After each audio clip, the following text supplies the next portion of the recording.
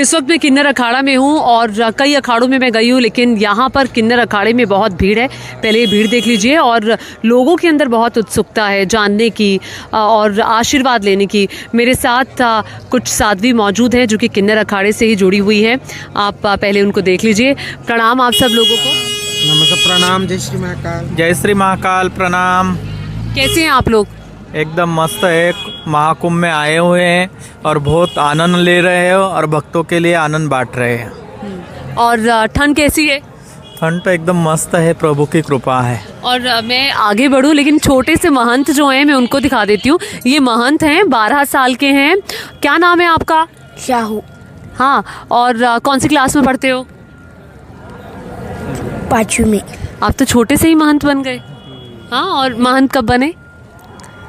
कई साल हो गए? 6 साल। 6 साल हो गए।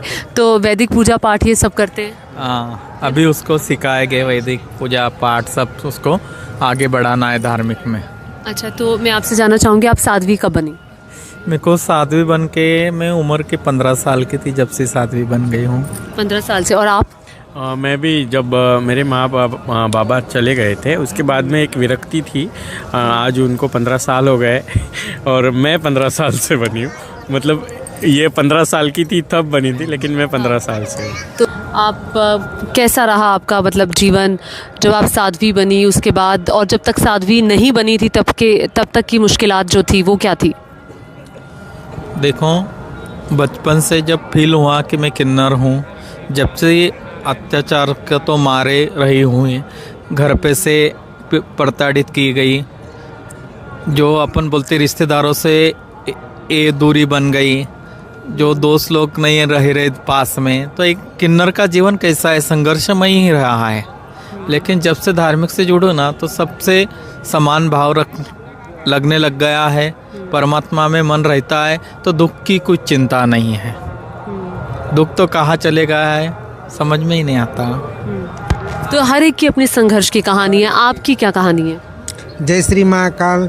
बस कुछ नहीं है, यही है जो सब बचपन में किन्नरों को से क्या होता है, कितना दुख होता है, किन्नरों को कितना ये करना पड़ता है। सबसे संघर्ष करते करते करते करते यहाँ तक आ गए। अभी आगे भी संघर्ष करेंगे और लड़ेंगे, सनातन धर्म का झंडा आगे बढ़ाएंगे। जय श्री राम। अखाड़े से कब जुड़ी?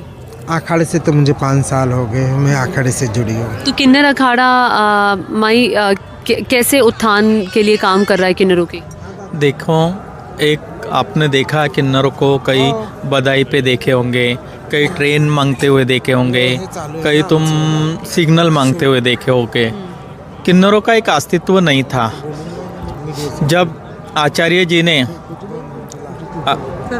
जी डॉक्टर लक्ष्मी नारायण त्रिपाठी जी ने जब एक किन्नरों का अस्तित्व लाना चाहा तो 2016 में उज्जैन में हमने ये अखाड़ा स्थापित किया किन्नरों के लिए।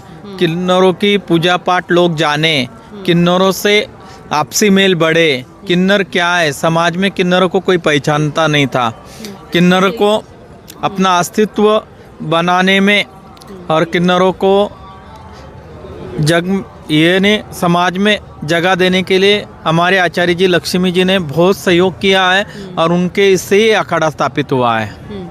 13 अखाड़े साधुओं के हैं, 14वां अखाड़ा किन्नरों का है।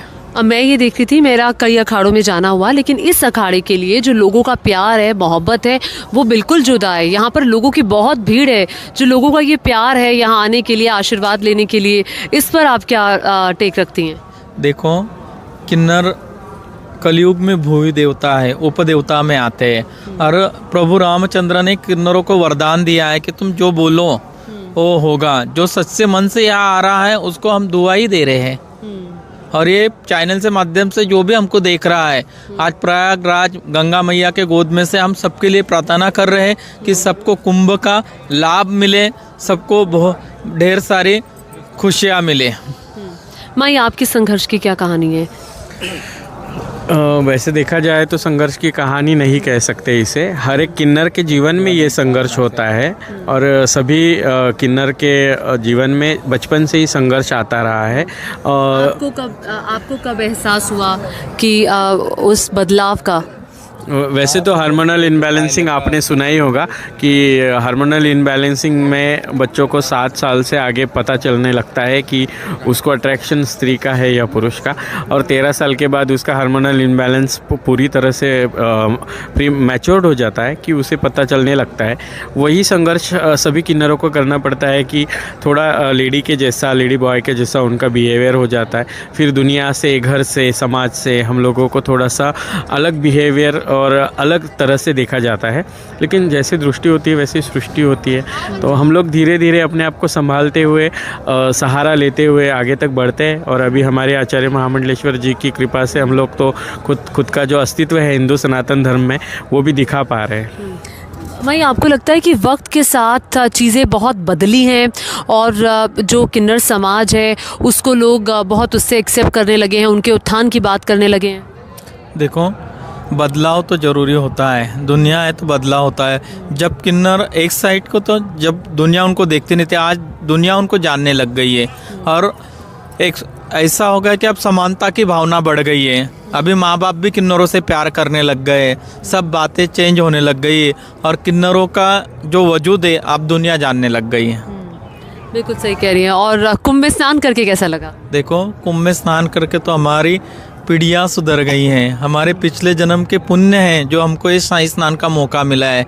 देखो, अच्छे अच्छे लोग तरसते हैं, लेकिन किन्नरों को मान सम्मान के साथ, आंकड़ों के साथ जो मान मिला है, तो हम ऊपर वाले के भी ये है, और जो आप सबका प्यार मिला है तो आप सबके भी हम आभारी हैं। भाई, बहुत बहुत शुक्रिया मुझसे बात करने के लिए, बहुत बहुत शुक्रिया।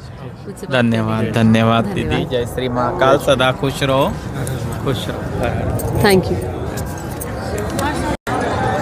माई, कैसी हैं आप? मैं ठीक हूँ। कैसा लग रहा है कुंभ में आके? बहुत सुंदर। जय श्री महाकाल। कहाँ से हैं? मैं गुरु गोरक्षनाथ की नगरी से, गोरखपुर से। गोरखपुर से हैं। कैसा रहा जीवन? कब साध्वी बनी?